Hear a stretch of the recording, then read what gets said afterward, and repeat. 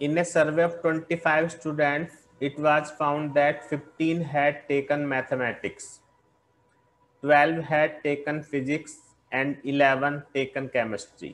अब इसमें तीन चीजें आ गई हैं, मैथमेटिक्स, फिजिक्स और केमिस्ट्री। अभी तक पीछे हम दो ले रहे थे, अब तीन आ गए हैं।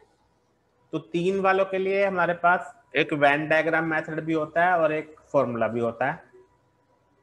ज्यादातर क्वेश्चन वेन डायग्राम से हो जाते हैं और कोई कोई क्वेश्चन में हम फॉर्मूला से भी कर सकते हैं। तो अभी मैं क्वेश्चन तुम्हें वेन डायग्राम से बता रहा हूँ। सबसे पहले तुम्हें क्या करना होता है, हर क्वेश्चन में तीन सर्कल बना लेते हैं।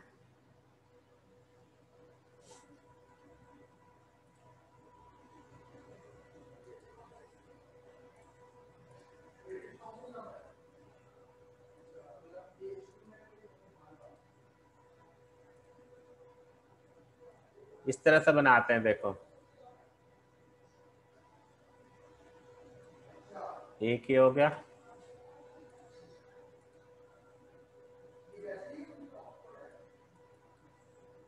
ऐसे देखो हर क्वेश्चन में तुम्हें ऐसे तीन सर्कल बनाने होंगे। एक पे हम लिख देते हैं मैथमेटिक्स, एक पे फिजिक्स और एक सर्कल पे तीसरी क्या चीज है, केमिस्ट्री। सुनना सभी ध्यान से। फिर इन सर्कल के अंदर ऐसे अल्फाबेट्स लिख देते हैं, A B C D E F G. और इसके बाद बहुत ही आसान तरीका है, अकॉर्डिंग टू क्वेश्चन। अब तुम्हें देखो, ध्यान से देखना है। 15 हैड टेकन मैथमेटिक्स, तो मैथ्स वाले सर्कल में कौन कौन से अल्फाबेट्स आ रहे हैं, ए बी डी ई, और ये सब मिला के 15 है। तो ऐसे की इक्वेशन बन गई हमारी। 12 हैड टेकन फिजिक्स, फिजिक्स वाले में B C E F 12। 11 chemistry, D plus E plus F plus G equal to 11, है ना। और आगे पढ़ते हैं। 5 had taken maths and chemistry. Figure में देखो, मैथ्स एंड केमिस्ट्री में कौन से कॉमन है, डी और ई। डी और ई, तो यहां पे लिख देंगे D plus E. 5 9 taken maths and physics, B plus E है। 4 had taken physics and chemistry and 3 had taken all 3 subject। क्या मतलब है इस बात का, ई। तो पहले हम ये सारी चीजें लिख लेते हैं, उसके बाद मैंने इस क्वेश्चन में तुम्हारे से कोई क्वेश्चन पूछा नहीं है, वो कई सारे पार्ट्स में मैं तुम्हें बताने वाला हूं। अभी ये नोट करो पहले।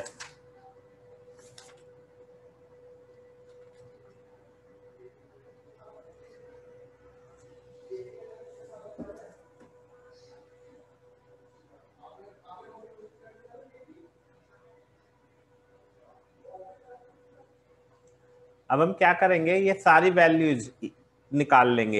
ई की वैल्यू इसमें पुट करेंगे तो एफ आ गया 1,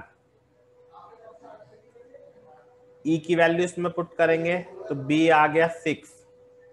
देख लेना गलती ना हो जाए। ई की वैल्यू इसमें पुट करेंगे तो डी आ गया 2, और इसमें हम डी ई एफ पुट कर देंगे, डी ई एफ 2 और 3 5 और 1 6, तो जी आ जाएगा 5। करके दिखाने की जरूरत नहीं है, डायरेक्ट लिख सकते हो। बीई एफ 6 और 3 9 और 1 10 पुट करेंगे तो यहां से सी आ जाएगा 2, और बी डी ई पुट कर लो, 6 और 2 8 और 3 11, तो ए आ गया 4। आगे बढ़ने से पहले किसी को कोई डाउट है तो पहले वो पूछ लो कि किस तरह से हम ये वैल्यूज निकालते हैं। सर ये एक बार बता दो हमने कैसे निकाली वैल्यू है।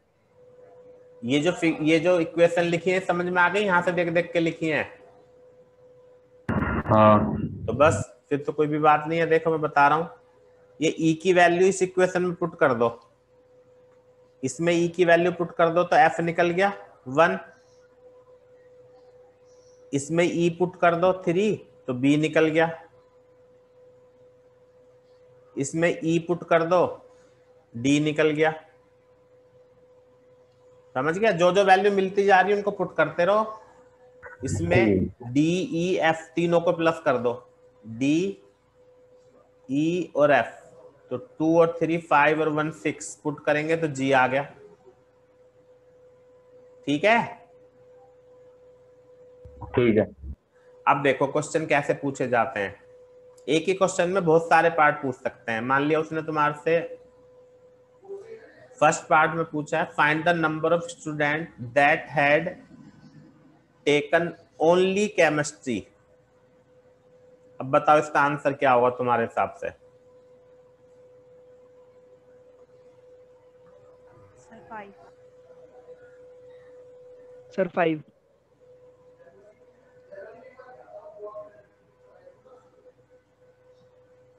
5 ओनली केमिस्ट्री का मतलब जी है ना? आगे सभी को समझ में? Arushi? Yes sir. Yes sir. हाँ, ओनली मैथ्स का मतलब ए 4। 4 है ना? इस तरह से पूछेंगे तुम सारे आंसर दे सकते हो। और पूछ रहा हूं मैं, देखो ये बताना बहुत इंटरेस्टिंग है। Only one of the subject,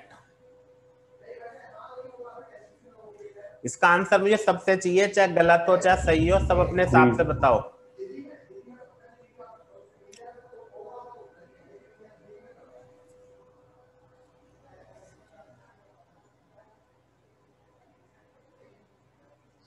सभी चैट बॉक्स में इसका आंसर लिखो, गलत लिखो चाहे, कोई टेंशन नहीं है। मोहम्मद साउद बेटा लिखो तुम भी इसका मीनिंग समझो क्या है और उस हिसाब से आंसर लिखो। किसी ने 11 लिखा है, किसी ने 13। अभी चेक करते हैं। आदित्य ने 9 लिखा है, 11। भूमिका ने 3। सब लिखो, गलत होने तो कोई बात नहीं। रिदम ने 11, इसी का ने 11। और कौन रह गया? गरिमा, मयंक, गरिमा लिख दो बेटा जो तुम्हें लग रहा हो अंदाजे से।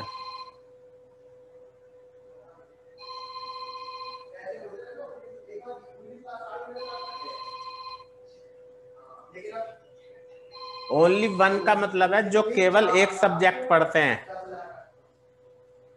यानी ए सी और जी की वैल्यूज को प्लस करना होगा, क्योंकि ए मैथ्स पढ़ने वाले हैं। 4 + 2 + 5 11 आंसर सही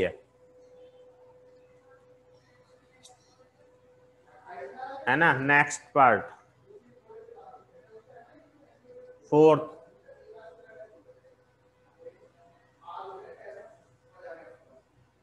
ये बताओ at least one of the subject,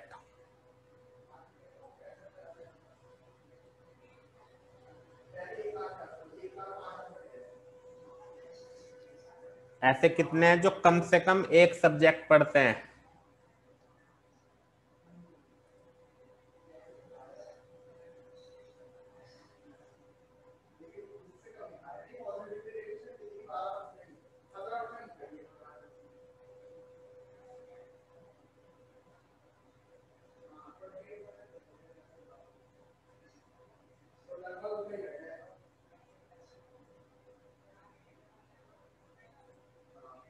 बताओ कौन बता रहा है इसका आंसर लास्ट वाले का? ध्रुव शर्मा ने 25 बताया, आरुषि ने 25 बताया, अनुष्का ने 23, इसी का जैन,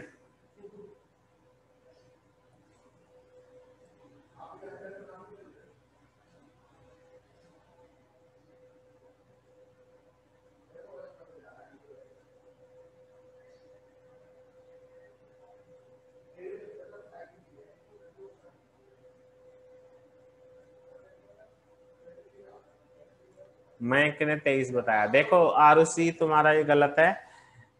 एटलीस्ट 1 का मतलब ये सारे मिला के कितने हैं, तो इन सारी वैल्यूज को प्लस करेंगे, सबका यूनियन।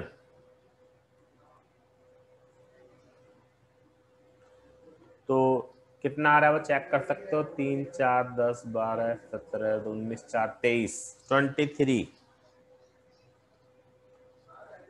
ये बताना physics and chemistry but not maths, इसका आंसर बताओ। Physics and chemistry but not maths.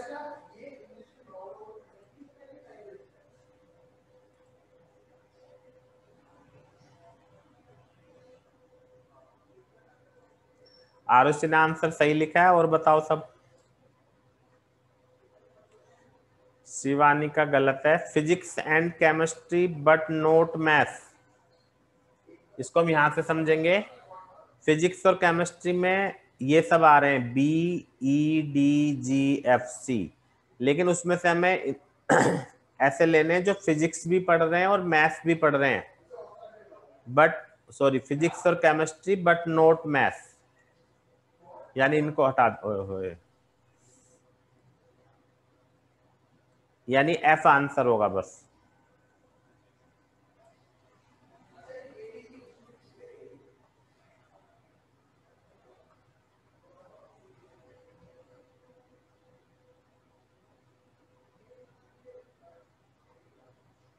बताओ। None of the subject. ये 5th वाला पार्ट किसी को समझ में नहीं आया तो डिस्कस कर लो, बोलो। सर एक बार 5th एक्सप्लेन कर दो। देखो 5th में उसने बोला है कि फिजिक्स एंड केमिस्ट्री, जो फिजिक्स भी पढ़ता हो और केमिस्ट्री भी पढ़ता हो, तो ऐसे कितने लोग हैं, ई और एफ हैं। ई और एफ दोनों क्या हैं, जो फिजिक्स में भी आ रहे हैं और केमिस्ट्री में भी आ रहे हैं, लेकिन इनमें से जो ई है वो मैथ्स में भी आ रहा है, तो उसने तो बट नोट मैथ्स लिख दिया। इसका मतलब ई को हटाना है, तुम्हें खाली एफ लेना है। सही है? Yes sir. हाँ, बाकी अगर दोबारा सोचोगे तो पता चल जाएगा। 6 पार्ट का बताओ आंसर।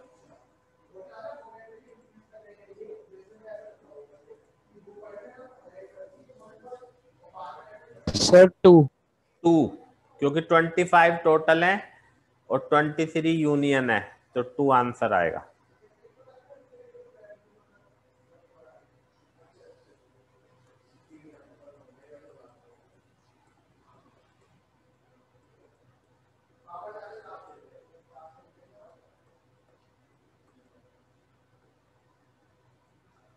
Exactly 2 subject.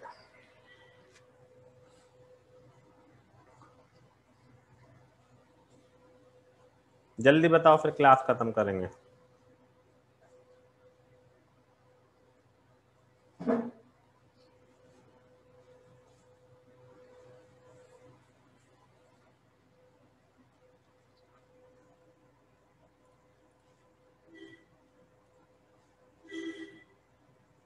एग्जैक्टली 2 का मतलब बी डी एफ, ना 2 से कम ना 2 से ज्यादा, तो बी डी और एफ।